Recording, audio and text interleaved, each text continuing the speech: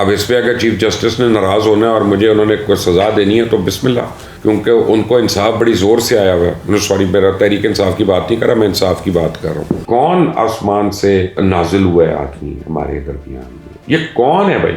یعنی آئین، قانون اور جسٹس، یہ تینوں چیزیں ان کی جوتی کے نوک پہ. ہر ایک کو وہ یہ سمجھتا ہے کہ وہ اس کی خدمت کے لیے پیدا ہوا ہے. تو یہ دعا ضرور مانگیے گا کہ اللہ تعالیٰ ہمارے ججز پہ بھی رحم کرے، اللہ تعالیٰ ان کو ایسی توفیق دے کہ باقی وہ کوئی صحیح فیصلے کر سکے.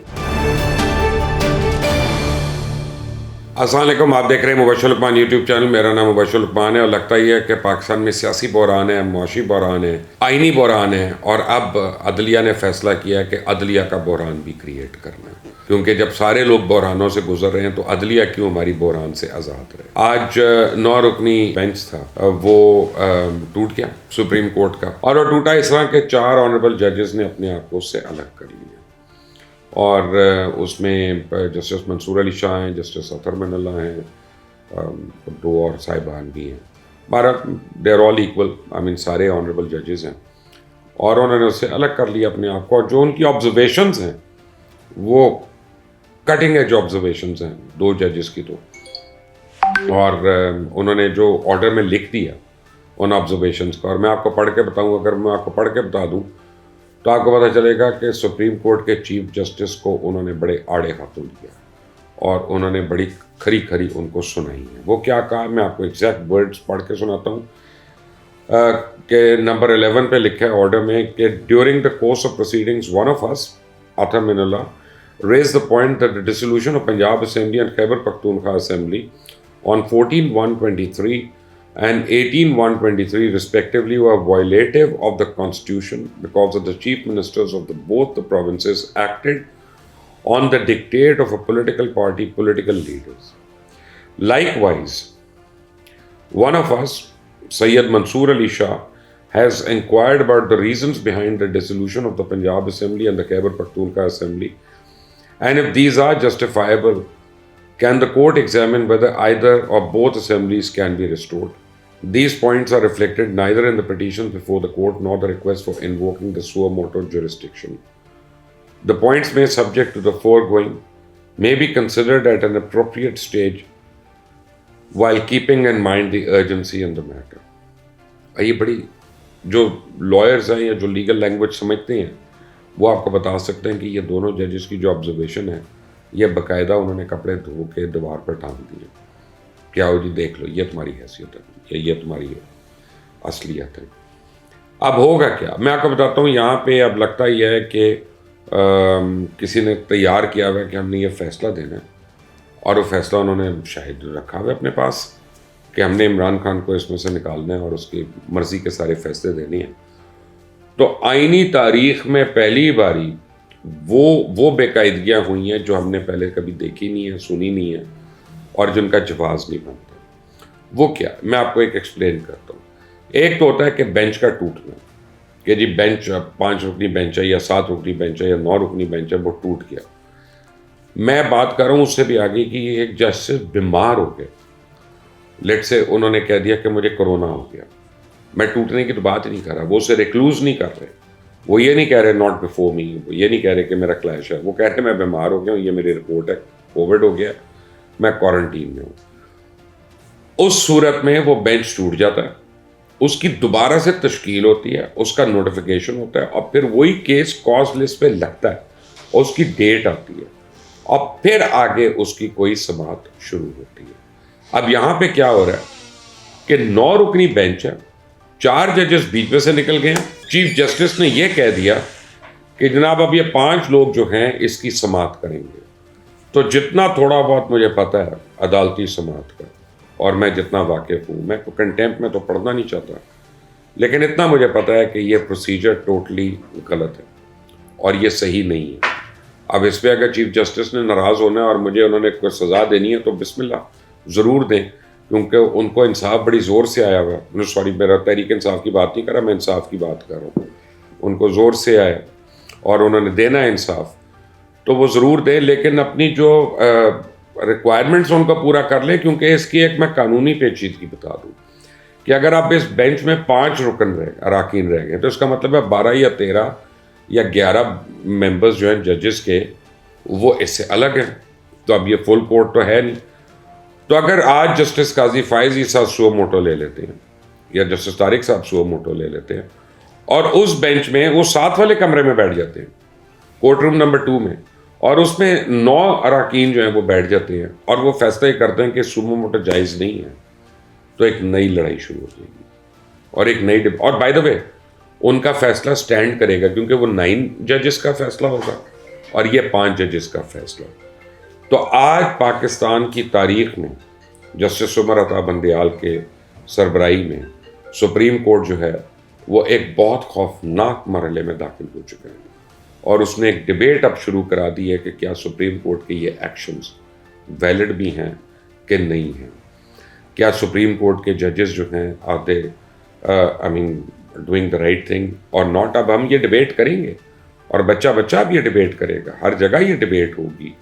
اور جو پاکستان کی تاریخ میں نہیں ہوا کہ بغیر کاز لسٹ پہ آئے ہوئے, بغیر نیا بینچ کانسٹیٹیوٹ ہوئے ہوئے ایک 5 رکنی بینچ جو ہے وہ اس میں بھی 2 لوگ ایسے جن کے اوپر شدید اعتراضات اپوزیشن کو اور تمام جماعتوں کو یا حکومتی جماعتوں کو, اور انہوں نے اپنے آپ کو ریکلوز نہیں کر رہے اس سے, یا ناٹ بفور می نہیں کر رہے اس سے, یا شاید کر لیں, مجھے نہیں پتا اب اس کے بعد. لیکن آج پاکستان کی تاریخ میں ایک انوکھا فیصلہ ہوا. دنیا میں جہاں جہاں عدالتی نظام ہے جب وہ اس کو دیکھیں گے تو وہ ہم پہ ہنسیں گے اور وہ ہمارا مذاق اڑائیں گے, اور وہ اب ہم لوگوں کو کیا بتائیں, ہم کیسے جسٹیفائی کریں کہ واقعی ہم اپنا ملک چلانے کے قابل ہیں کہ نہیں ہیں. اب پتہ ہی چلا ہے کہ جسٹس مظاہر علی اکبر نقوی نے اور اعجاز الحسن صاحب نے شاید معذرت کر لی سماعت سے, تو مزید کام ان کی جگہ پہ کون آیا. کیا سپریم کورٹ کے جو سینئر ججز ہیں جو 2 یا 3 یا 4 ایسے ہیں وہ ان کی جگہ پہ آئے نہیں آئے. تو یہ بینچ کیسے سماعت کر سکتا ہے جبکہ یہ آفیشلی اب بنا بھی نہیں ہے, ریکنسٹیٹیوٹ نہیں ہوا, کاز لسٹ میں نہیں آیا نام.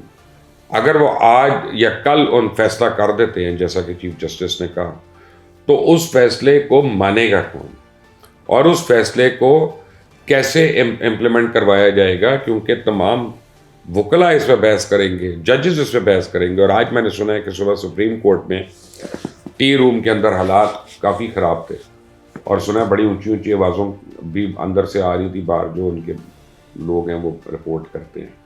اس کا مطلب ہے کہ وہاں پہ کافی لوگوں نے ایک دوسرے کو اپنا اپنا اوپینین دیا اور سخت الفاظ میں دیا.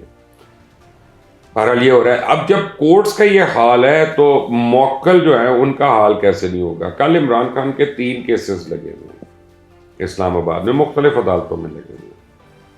تو عمران خان نے بھی ایک عجیب قسم کی جو ہے حکم نامہ ہی بھیجا ہے, ریکویسٹ تو نہیں میں کہہ سکتا اس کو, حکم نامہ ہے کہ ساری عدالتیں ان کے پاس آ جائیں ایک جگہ پہ اور وہاں پہ ان سے سماعت کر لیں. وہ یعنی وہ چاہے جو مرضی کیس ہو, کوئی توشہ خانہ کیس ہے ڈفرینٹ عدالت میں ہے, فارن فنڈنگ کا ہے وہ ڈفرینٹ عدالت میں ہے, جھوٹ بولنے کا ہے وہ اور عدالت میں, لیکن یا ٹیرین وائٹ کا ہے وہ کسی اور عدالت میں. لیکن وہ کہہ رہے ان سب ججز کو کہیں کہ میرے سے ایک جگہ پہ آ کے مل لیں کیونکہ مجھے سیکیورٹی تھریٹ ہے. یہ کون آسمان سے نازل ہوا ہے آدمی ہمارے درمیان میں, یہ کون ہے بھائی, اور یہ اپنے آپ کو کیا سمجھتا ہے, اور اس کے جاننے والے اس کے چاہنے والے اس کو کیا سمجھتے ہیں, اور یہ آئین کو کیا سمجھتے ہیں. تو وہ تو فواد چودھری کی ایک سٹیٹمنٹ سے پتہ چل جاتا ہے.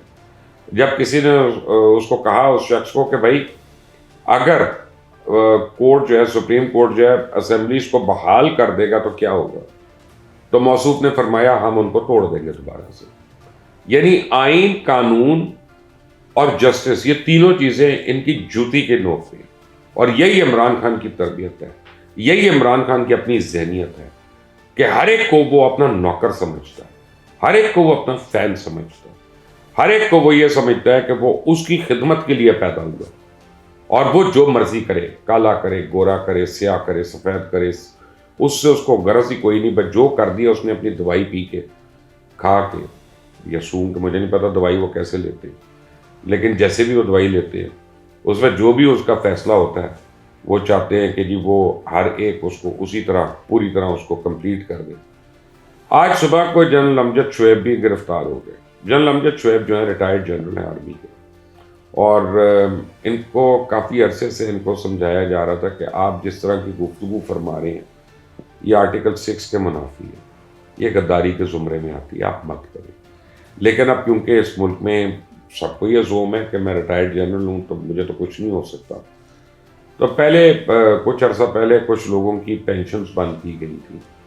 ان کا خیال تھا کہ عدالتیں ہمیں ریلیف دے دیں گی. پھر ان کے سی ایم ایچ کی فیسلٹیز وغیرہ بند کی گئی تاکہ یار جس تم جگہ پہ کھاتے رہے ہو، جس جگہ سے ابھی بھی کھا رہے ہو تم اسی کی برائیاں کر رہے ہو، کچھ تو عقل کرو، کچھ تو خیال کرو. لیکن وہ باز نہیں آ رہے تھے. ایک ٹیلی ویژن پہ بھائی صاحب ایک اینالسٹ کے طور پہ گئے اور بس یہ کر کے وہ لگا دی اور سرکاری ملازمین کو بتایا کہ جی ان کو کیا نہیں کرنا چاہیے. ہر ایک کو بتا رہے ہیں کہ اپنے فرض شناسی کیسے انکار کر کے. تو یہ تو ٹالریبل نہیں ہے، کسی بھی اسٹیٹ میں یہ چیزیں ٹالریبل نہیں ہے. تو کل رات کو رمنا پولیس نے اسلام آباد میں ان کا پرچہ کاٹا اور آج صبح صبح ان کو گرفتار کر لیا. اب ان کو گرفتار کر کے پروڈیوس کیا گیا عدالت میں وہاں پہ، اور جو عدالت کا ڈیسیجن ہے وہ ابھی تک سامنے نہیں آیا. عدالت نے اس کو ریزرو کر لی ہے. اب وہ پتہ چلے گا اگلے 1-2 گھنٹے میں. جب تک یہ ویڈیو آ جائے گی تو میں آپ کو اگلی ویڈیو میں وہ ڈیسیجن جو ہے وہ آپ کو ضرور دعوت کروں گا. تو اگر آپ چاہتے ہیں کہ یہ آپ کو اپڈیٹ جو ہے ریگولر ملتی رہے تو اس چینل کو سبسکرائب کریے گا، بیل آئیکن کو پریس کریے گا. لیکن آج رات کو جب آپ نماز پڑھیں یا دعا مانگیں تو یہ دعا ضرور مانگیے گا کہ اللہ تعالیٰ ہمارے ججز پہ بھی رحم کرے. اللہ تعالیٰ ان کو ایسی توفیق دے کہ واقعی وہ کو صحیح فیصلے کر سکیں اور واقعی وہ کو اچھے فیصلے کر سکیں. آج کے دن تو مجھے یہ لگتا ہے کہ معاشی بحران، سیاسی بحران، آئینی بحران اور اب شدید قسم کا عدلیہ کا بحران ہمارے ملک پہ نازل ہو چکا ہے. Until the next time, Allah